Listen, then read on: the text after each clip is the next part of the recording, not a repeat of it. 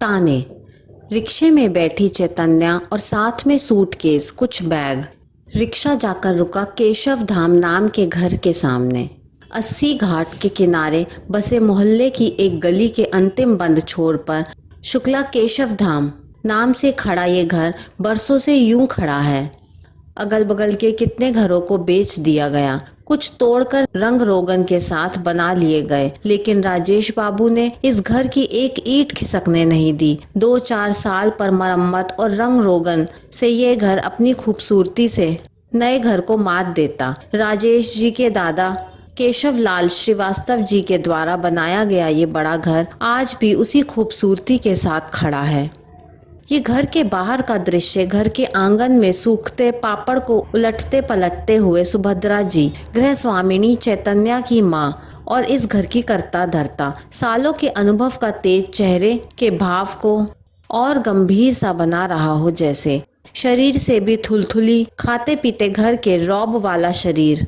ऊपर से ईश्वर ने ऐसी खूबसूरती से नवाजा कि उन्हें देख कमनीय नवयौवन की खूबसूरती फीकी पड़ जाए। 60 की उम्र को छूने चली थी, लेकिन क्या मजाल जो बनाव श्रृंगार में कोई कमी हो जाए। हर रोज दूध और उपटन से शरीर को मला जाता, बालों में तेल फुलेल, भरी मांग, माथे पर बड़ी लाल बिंदी और पैरों में महावर के बिना श्रृंगार पूरा भी नहीं होता उनका। पापड़ अचार को सुखाते हुए पड़ोसी मिश्राइन से बहू की शिकायत फुसफुसाते हुए ऐसी मगन की पूछना क्या करूं बहन जी, सारा काम हमारे जिम्मे। बहू खाना बना ले वही बहुत है, पापड़ भी तो कल मैंने ही डाले। आज देखो सुखाने से लेकर डब्बे में भरने तक हमारी जिम्मेदारी। मिश्राइन भी चाय सुड़कते हुए हाँ में हाँ सर हिलाए जा रही थी, जबकि कल उनके सामने ही सुभद्रा जी की बहू छवि ने ये पापड़ डाले थे। सखी के हाँ में हाँ मिलाना भी तो जरूरी था। रोज दोपहरिया इस आंगन में काटने की मजबूरी जो थी।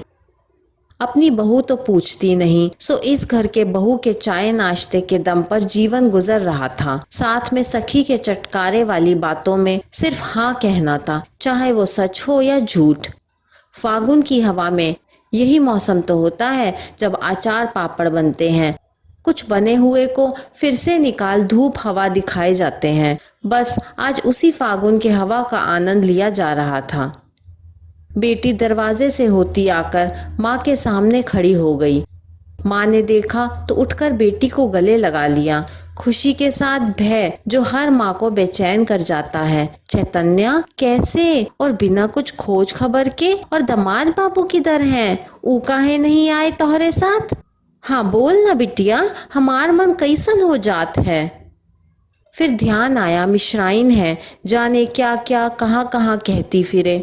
उनसे बोली, मिश्राइन अभी जाओ, बिटिया आई है, हम बुलाते हैं थोड़ी देर में तुम्हें। मिश्राइन ही करती हुई चली गई। सखी के गुस्से से वाकिफ थी वो।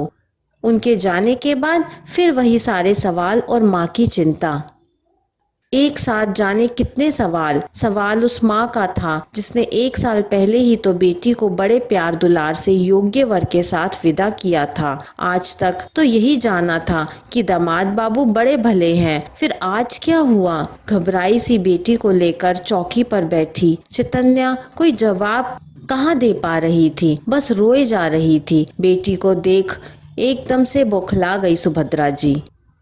अरे बहू किधर मर गई? रसोई में ही घुसी रहेगी या घर का भी ध्यान है? चैतन्या आई क्या? अंदर तक खबर पहुंचाने के लिए तेरे मायके से डाकिया बुला लूं या तेरे भाई बहन को? जोर से चिल्लाते हुए बहू को आदेश दिया कि पानी लेकर बाहर आए। अंदर छवि दौड़ती हुई आई, आंचल से हाथ पोंछते हुए आंगन में पहुंची तो ननन को देख हैरान हो गई। चैतन्या तुम कब आई और अकेले क्यों?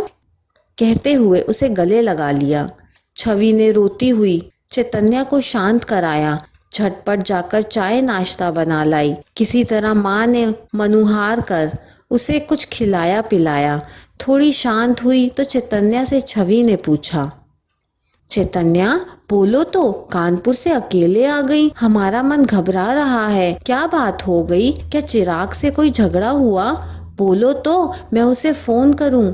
चैतन्या भाभी की बात सुन बिलख पड़ी, फिर बोली, भाभी, चिराग नहीं, सासू माँ की वजह से घर छोड़ आई हूँ। हर बात में टोकती हैं, हमेशा बुरा भला ही बोलती हैं, और तो और बाहर के लोगों से मेरी शिकायत करती हैं। कल ही मैंने मौसी जी से कानाफूसी करते हुए सुन लिया कि मेरी बहू को तो कुछ आता ही नहीं, हाथ पकड़ पकड़ के मैं सिखा रही हूँ। भाभी, आप ही बताइए, क्या नहीं आता मुझे? जो माँ ने सिखाया सो अलग, आपने कितना कुछ सिखाया खाने में। जो जो डिश बनाती हूँ चटकारे लेकर खाती हैं, और रिश्तेदारों पड़ोसियों को सिर्फ मेरी शिकायत। वो तो कल मैंने सुन लिया कहते हुए उन्हें। मैंने पूछा तो कितना कुछ सुनाया। मुझे तो सुनाया, मायके के लोगों को भी कैसे बर्दाश्त करती मैं। बेटी की बात सुन सुभद्रा जी अपनी समधन को कोसने लगी। हाय सच्ची कैसी औरत है, मेरी हीरे जैसी बेटी में खोट निकालती है। क्या क्या गुण नहीं सिखाया मैंने उसे, और वो इसमें अवगुण निकाल रही है। कहते हुए सर पीटने लगी सुभद्रा जी। नहीं बहू, एक गुण नहीं सिखा पाई तू मेरी पोती को। कहते हुए दादी जी कमरे से निकली तो चैतन्या दौड़ती हुई जाकर दादी के गले लग गई।